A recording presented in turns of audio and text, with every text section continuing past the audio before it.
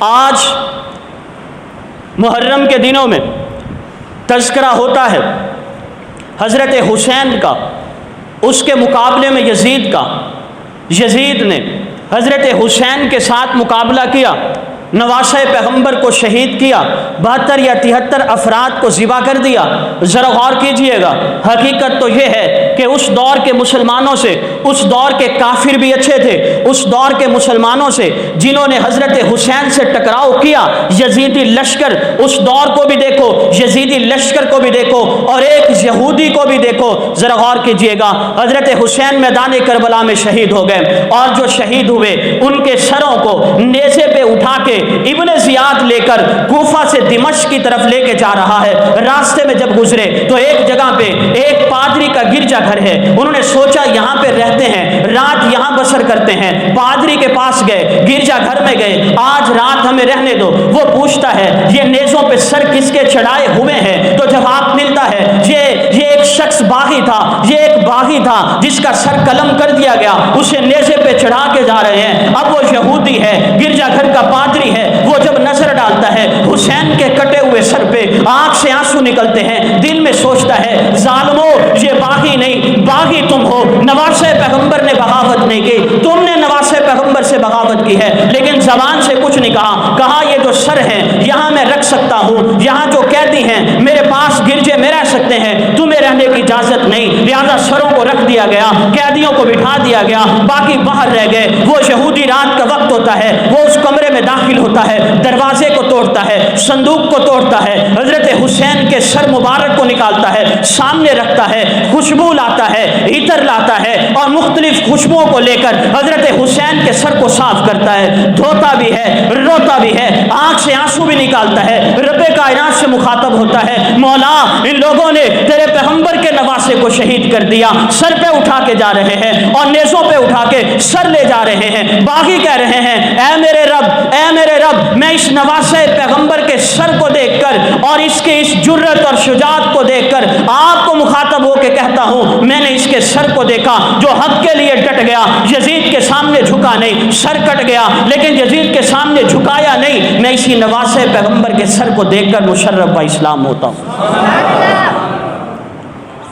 ایک طرف مسلمان تھے نا، مسلمان تھے جنہوں نے حضرت حسین کا مقابلہ کیا، اور ایک طرف یہ کافر ہے جو حضرت حسین کے کٹے ہوئے سر کو برداشت نہ کر سکا اور اس کی روشنائیوں سے، اس کی برکتوں سے، اس کی نورانی چہرے اور کیفیت سے مسلمان ہو جاتا ہے۔ ذرا غور کیجئے گا، محرم الحرام میں 2 عنوان چلتے ہیں، ایک عنوان صحابہ کا ہوتا ہے کیونکہ حضرت عمر کی شہادت ہے، ایک عنوان اہل بیت کا ہوتا ہے، کوئی صحابہ کو مانتا ہے، کوئی اہل بیت کو مانتا ہے، لیکن میں یہ مسئلہ آپ کے سامنے رکھ رہا ہوں، ہم صحابہ کو بھی مانتے ہیں، اہل بیت کو بھی۔ توجہ کیجئے گا، قیامت تک کوئی اگر زور لگاتا رہے صحابہ اور اہل بیت کو الگ کر کے دکھائے، وہ ثابت کرتا رہے کہ صحابہ اور اہل بیت میں اختلاف تھا، صحابہ اور اہل بیت میں جھگڑا تھا، صحابہ اور اہل بیت میں عداوت تھی، صحابہ اور اہل بیت میں دشمنی تھی، آپ ذرا دل پہ یہ بات رکھیے گا جو جملہ میں اگلا آپ کو کہنے لگا ہوں، صحابہ اور اہل بیت جب تک حیات رہے، جب تک حیات تھے تب بھی اکٹھے تھے، آج سوئے ہوئے ہیں تب بھی اکٹھے ہیں، میدان معاشر سے جب اٹھیں گے تب بھی اکٹھے ہوں گے۔ جملہ میرے ذہن میں، یہ جملہ اپنے دل و دماغ کی تختیوں پہ نقش کیجئے گا، صحابہ اور اہل بیت کبھی الگ ہو نہیں سکتے، صحابہ اور اہل بیت کبھی جدا ہو نہیں سکتے، صحابہ اور اہل بیت میں رشتہ داری ایسی ہے، صحابہ اور اہل بیت میں تعلق ایسا ہے، جب تک زندہ تھے اکٹھے تھے، آج سوئے ہوئے ہیں تب بھی اکٹھے ہیں، میدان معاشر سے اٹھیں گے تب بھی۔ اب ذرا سمجھیے گا بات کو، رشتہ ایسا ہے دشمن جتنی کوشش کرے انہیں الگ نہیں کر سکتا۔ توجہ، صدیق اکبر کی بیٹی حضرت عائشہ کس کے نکاح میں ہے؟ آپ صلی اللہ علیہ وسلم کے نکاح میں۔ حضرت فاروق اعظم کی بیٹی حضرت حفصہ حضور کے نکاح میں ہے۔ حضرت ابو بکر حضور کے سسر، حضرت عمر حضور کے سسر، پھر نبوت کی 2 بیٹیاں، حضرت رقیہ حضرت ام کلثوم حضرت عثمان کے نکاح میں، نبی کی ایک بیٹی حضرت فاطمہ حضرت علی کے نکاح میں، اب حضرت ابو بکر نبی کے سسر، حضرت عمر نبی کے سسر، حضرت عثمان نبی کے دوہرے داماد، حضرت علی نبی کے داماد، اور پھر حضرت علی کی ایک بیٹی جس کا نام ام کلثوم ہے، وہ حضرت عمر کے نکاح میں ہے۔ حضرت عمر حضرت علی کے داماد ہیں، حضرت علی حضرت عمر کے سسر۔ مزہ نہیں آ رہا یار تمہارے، سبحان اللہ۔ رشتہ سمجھ آ رہا ہے، تعلق سمجھ آ رہا ہے تمہیں؟ لاکھ جدا کرنا چاہو جدا نہیں ہو سکتے۔ میں اس سے اگلی بات کرنے لگا ہوں، یہ جب آگے ان کی اولادیں ہوئی، ہر ایک نے اپنی اولادوں کے نام بھی فاروق اعظم کے نام پہ رکھے، عثمان غنی کے نام پہ رکھے، حضرت علی اور امیر معاویہ کے نام پہ رکھے۔ توجہ کیجئے گا، جب تک یہ اکٹھے تھے، جب تک زندہ تھے تب بھی کیا تھے؟ اکٹھے تھے، اور آج اگر سوئے ہوئے ہیں تب بھی اکٹھے۔ کیسے ذرا غور کیجئے گا۔ آپ شیعہ سے ایک سوال کریں، آپ اسے کہیں زواری کی ہے؟ وہ کہتا کی ہے۔ حضرت حسین کی قبر کو دیکھا؟ کہے گا دیکھا۔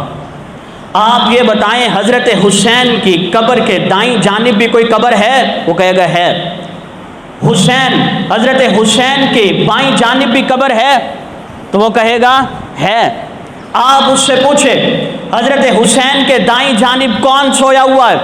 حضرت حسین کے بائیں جانب کون سویا ہوا ہے؟ وہ آپ کو کہے گا کربلا کے شہداء ہیں، وہ آپ کو کہے گا حضرت حسین کے بھائی ہیں، وہ آپ کو کہے گا حضرت علی کے بیٹے ہیں، وہ آپ کو ان دونوں کا نام کبھی نہیں بتائے گا۔ آپ نیند نہ کریں، آپ توجہ کیجئے گا، وہ آپ کو بتائے گا یہ دونوں شہدائے کربلا میں سے ہیں، وہ آپ کو بتائے گا یہ حضرت حسین کے بھائی ہیں، وہ آپ کو بتائے گا یہ حضرت علی کے بیٹے ہیں۔ آپ ان سے پوچھیں ذرا نام تو بتاؤ، وہ زہر کا پیالہ پی لے گا لیکن نام کبھی بھی نہیں بتائے گا۔ آؤ نہ ذرا سنو، حضرت علی کو اپنے صحابہ سے محبت اتنی تھی، شیعہ تو کہتا ہے کہ صدیق اکبر سے حضرت علی کا اختلاف تھا، فاروق اعظم سے حضرت علی کا اختلاف تھا، عثمان غنی سے حضرت علی کا اختلاف تھا۔ سنو، اختلاف نہیں تھا، محبت تھی۔ شیعہ آپ کو بتاتا ہے حضرت علی کے بیٹے کا نام حسن تھا، حضرت علی کے بیٹے کا نام محسن تھا، حضرت علی کے بیٹے کا نام زید تھا۔ وہ آپ کو کبھی نہیں بتائے گا حضرت علی نے اپنے ایک بیٹے کا نام ابو بکر رکھا تھا، حضرت علی نے اپنے ایک بیٹے کا نام عمر رکھا تھا، حضرت علی نے اپنے ایک بیٹے کا نام عثمان رکھا تھا۔ وہ آپ کو کبھی نہیں بتائے گا۔ سنو، جہاں حضرت حسین آج سوئے ہوئے ہیں، دائیں جانب حضرت حسین کے بھائی ابو بکر ہیں، بائیں جانب حضرت حسین کے بھائی عمر ہیں۔ نانا کے پاس چلے جاؤ تو دائیں جانب حضرت ابو بکر، نانا کے بائیں جانب حضرت عمر، اور اگر آپ نواسے کے پاس چلے جائے تو نواسے کے دائیں جانب بھی ابو بکر، نواسے کے بائیں جانب بھی عمر۔ وہاں نواسے کے ساتھ ابو بکر عمر بھی قیامت تک رہیں گے، یہاں نواسے کے ساتھ وہاں نانے کے ساتھ ابو بکر اور عمر قیامت تک رہیں گے، یہاں نواسے کے ساتھ ابو بکر اور عمر قیامت تک رہیں گے۔ جب تک زندہ تھے اکٹھے، آج سو رہے ہیں تو، اور اگلی بات جب اٹھیں گے میدان محشر میں تب بھی اکٹھے۔ کہو نا سبحان اللہ۔ اب یہ سمجھنا ہے کہ میدان محشر میں اکٹھے کیسے ہوں گے، ذرا غور کیجئے گا نا۔ آپ نماز میں کہتے ہیں صراط الذین انعمت علیہم، اللہ ان لوگوں کے راستے پہ چلا جن پر تو نے انعام کیا، جن پر تو نے سارے بولو، جن پر تو نے۔ اللہ وہ لوگ کون ہیں جن پر آپ نے انعام کیا؟ اللہ فرماتے ہیں وہ 4 قسم کے طبقے ہیں۔ فَأُولَئِكَ مَعَ الَّذِينَ أَنْعَمَ اللَّهُ عَلَيْهِمْ مِنَ النَّبِيِّينَ وَالصِّدِّيقِينَ وَالشُّهَدَاءِ وَالصَّالِحِينَ۔ وہ 4 قسم کے طبقے ہیں جن پہ اللہ کا انعام ہے، جن سے اللہ راضی ہے۔ ایک انبیاء کا طبقہ، دوسرا صدیقین کا طبقہ، تیسرا شہداء کا طبقہ، چوتھا صالحین کا طبقہ۔ آئیے رب کائنات سے سوال کرتے ہیں، پروردگار عالم حسین کو ان 4 طبقات میں سے کون سے طبقے میں رکھا؟ اللہ فرماتے ہیں میرے نبی کی امت کے لوگوں، بات ہے نبی کی، نبوت کا دروازہ بند ہو چکا، بات ہے صداقت کی، صداقت صدیق پہ مکمل ہو چکی، باقی رہی بات شہداء کی۔ اللہ میں یہ چاہتا ہوں کہ جس صف سے حضرت عمر اٹھیں، جس صف سے حضرت عثمان اٹھیں، جس صف سے حضرت عثمان اٹھیں، حضرت علی اٹھیں، حضرت حمزہ اٹھیں، اسی صف سے حضرت حسین بھی اٹھیں، تاکہ جب زندہ رہے تو بھی اکٹھے ہیں، جب سوئے تو اکٹھے۔ اللہ میں یہ چاہتا ہوں جب اٹھیں تو اکٹھے۔ اللہ فرماتے ہیں میں نے نظام بنا دیا، نبوت کا دروازہ بند ہو گیا، نبی نہیں بن سکتا حسین، صداقت صدیق پہ مکمل ہو گئی، صدیق پہ حسین نہیں بن سکتا، لیکن شہادت کا مقام تو کھلا ہے، شہادت کا دروازہ تو کھلا ہے۔ میں حضرت حسین کو مدینے سے مکہ لے جاؤں گا، مکے سے کربلا لے جاؤں گا، کربلا کے میدان میں یزید سے ٹکراؤں گا، یزید سے ٹکرانے کے بعد شہادت کے مرتبے پہ فائز کر دوں گا۔ میدان محشر میں قیامت کے دن جس صف سے فاروق اعظم اٹھیں گے، جس صف سے عثمان غنی اٹھیں گے، جس صف سے حضرت علی اٹھیں گے، جس صف سے حضرت حمزہ اٹھیں گے، اسی شہداء کی صف سے حضرت حسین بھی اٹھیں گے۔ کچھ سمجھ آئی ہے؟ جب زندہ تھے تو، سوئے ہوئے ہیں تو، اور جب اٹھیں گے تو، باقی دشمن کے الگ کر دینے سے یہ الگ۔ اور اگلی بات بھی سنیے، آج بتانے والا جسے دیکھو وہ کہتا ہے میں حسینی، گلی میں کھڑا ہے تو حسینی، چوک میں کھڑا ہے تو چیلنج میں حسینی، بازار میں کھڑا ہے تو حسینی، ماتم کر رہا ہے تو کہتا ہے میں حسینی، نماز نہیں پڑھتا تو کہتا ہے حسینی، قرآن نہیں پڑھتا تو کہتا ہے میں حسینی، اس کے پاس کلمہ حسین والا نہیں پھر بھی کہتا ہے حسینی، اس کے پاس نماز حسین والی نہیں پھر بھی کہتا ہے میں حسینی، اس کے پاس قرآن حسین والا نہیں پھر بھی کہتا ہے میں حسینی۔ آؤ ذرا میں بتاتا ہوں کہ حسینیت کا معیار کیا ہے، حسینیت کا معیار کیا ہے، ذرا توجہ کیجئے گا۔ آپ اس میدان میں، آپ اس مہینے میں ایک شعر سنتے ہیں، شاہس حسین بادشاہس حسین، شاہس حسین بادشاہس حسین، دیس حسین دی پناہس حسین، سرداد نداد در دست یزید، حقا کے بنائے لا الہس حسین۔ اس پوری ربائی میں تیسرا مصرع ہے سرداد نداد دست در دست یزید۔ وہ کہنا یہ چاہتا ہے حسین نے یزید کے ساتھ جب ٹکراؤ ہوا، اس کے بیعت کا جب مطالبہ کیا، حسین نے سرداد سر دے دیا، سرداد نداد دست در دست یزید۔ حسین نے یزید کے مقابلے میں سر دے دیا، لیکن یزید کے ہاتھ میں ہاتھ، یزید کے ہاتھ میں ہاتھ، یزید کے ہاتھ پہ بیعت حسین نے نہیں کی۔ میں کہتا ہوں تو اگر حسینی ہے تو پھر ذرا سنیے، حضرت حسین نے جب یزید کے مقابلے میں کھڑے ہوئے، حسین نے یزید کے ہاتھ پر جب بیعت نہیں کی، حسین کی حالت یہ تھی کہ حسین کے سر پہ باپ علی کا سایہ نہیں تھا، حسین کے سر پہ بڑے بھائی حسن کا سایہ نہیں تھا، حسین کے ساتھ فوج نہیں تھی، بچے ساتھ تھے، حسین جوان نہیں تھا، حسین بوڑھا تھا، حسین گھر میں نہیں تھا، حسین سفر میں تھا، لیکن یزید کو حق نہیں مانا تو حسین، یزید کو حق نہیں مانا تو اس کے ہاتھ میں ہاتھ نہیں دیا۔ اب ذرا تھوڑا سا پیچھے آ جائیے، حضرت حسین کے سر پہ حضرت علی کا سایہ بھی ہے، حضرت حسین کے سر پہ بڑے بھائی حسن کا سایہ بھی ہے، حضرت حسین کے پاس بچے نہیں ہیں، فوج بھی ہے، حضرت حسین بوڑھے نہیں جوان بھی ہے۔ حضرت ابو بکر آئے، حضرت حسین نے ہاتھ دے دیا، حضرت عمر آئے، حضرت حسین نے ہاتھ دے دیا، حضرت عثمان آئے، حضرت حسین نے ہاتھ دے دیا، حضرت معاویہ آئے، حضرت حسین نے ہاتھ دے دیا۔ میں کہتا ہوں حسینیت یہ ہے، حسین نے ابو بکر کو مانا تو بھی مان، حسین نے حضرت عمر کو مانا تو بھی مان، حسین نے عثمان کو مانا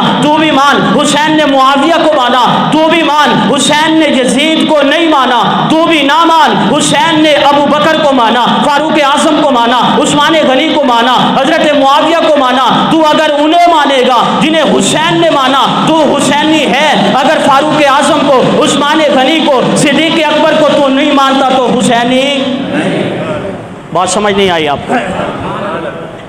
بھئی جسے حضرت حسین نے مانا اور تو اسے نہ مانے تو حسینی، جسے حضرت حسین نے حضرت ابو بکر کو مانا تو نہیں مانتا تو حسینی، فاروق اعظم کو نہ مان کر تو حسینی، عثمان غنی کو نہ مان کر تو حسینی، تیرے پاس وہ قرآن نہیں جو حسین کے پاس تھا اس لیے تو حسینی، تیرے پاس وہ نماز نہیں جو حسین کے پاس تھی اس لیے تو حسینی، حسین نے میدان شہادت میں کربلا میں صبر کیا تھا، تو ماتم کرتا ہے تو حسینی؟ توجہ کرو، حسینیت کا معیار یہ ہے جس کے ہاتھ پہ حسین نے بیعت کی تو بھی اسی کے ہاتھ پہ بیعت کر۔